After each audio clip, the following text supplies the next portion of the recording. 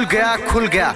अब आपके अपने शहर कतरी सराय नालंदा मेन मार्केट में खुल गया है सोनू 99। सोनू 99 आपका स्वागत करता है और आपका वेलकम करता है। प्रिय ग्राहक बंधु, आपको सूचित किया जाता है आपके अपने शहर कतरी सराय नालंदा मेन मार्केट में खुल गया है सोनू 99।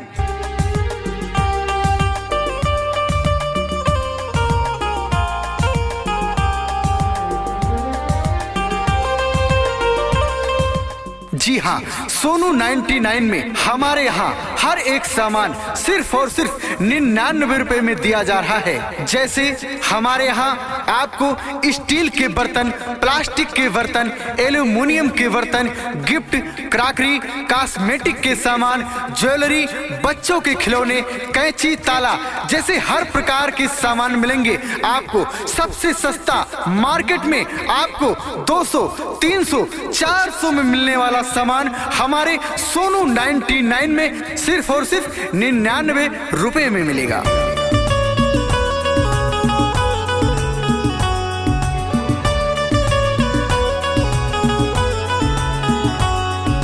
आइए, देखिए और पसंद कीजिए। देखने का कोई पैसा नहीं लगता, देखने का कोई चार्ज नहीं लगता। ओ चाचा, ओ चाची, ओ भैया जी, ओ माता जी, ओ बहना जी, आपका ध्यान किधर है? सोनू 99 मार्केट इधर है। हमारा पता है कतरी सराय नालंदा मेन मार्केट। सोनू 99 में आप सभी का स्वागत है। Mobile number 87 57 79 34 64।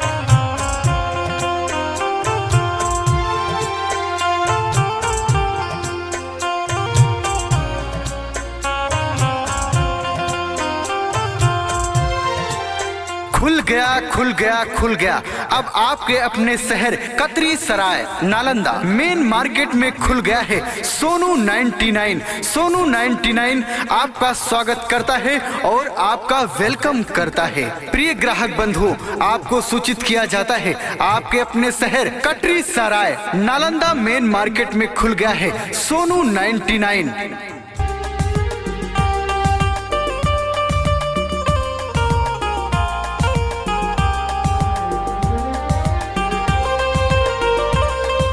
जी हाँ, सोनू 99 में हमारे यहाँ हर एक सामान सिर्फ और सिर्फ 99 रुपए में दिया जा रहा है। जैसे हमारे यहाँ आपको स्टील के बर्तन, प्लास्टिक के बर्तन, एल्यूमिनियम के बर्तन, गिफ्ट, क्रॉकरी, कॉस्मेटिक के सामान, ज्वेलरी, बच्चों के खिलौने, कैंची, ताला जैसे हर प्रकार के सामान मिलेंगे आपको सबसे सस्ता। मार्केट में आपको 200, 300, 400 में मिलने वाला सामान हमारे सोनू 99 में सिर्फ और सिर्फ 99 रुपए में मिलेगा।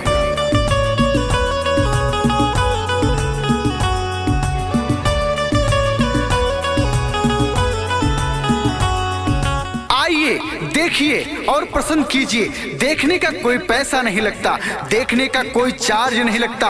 ओ चाचा, ओ चाची, ओ भैया जी, ओ माता जी, ओ बहना जी, आपका ध्यान किधर है? सोनू 99 मार्केट इधर है। हमारा पता है कतरी सराय नालंदा मेन मार्केट। सोनू 99 में आप सभी का स्वागत है। Mobile number 87 57 79 34 64।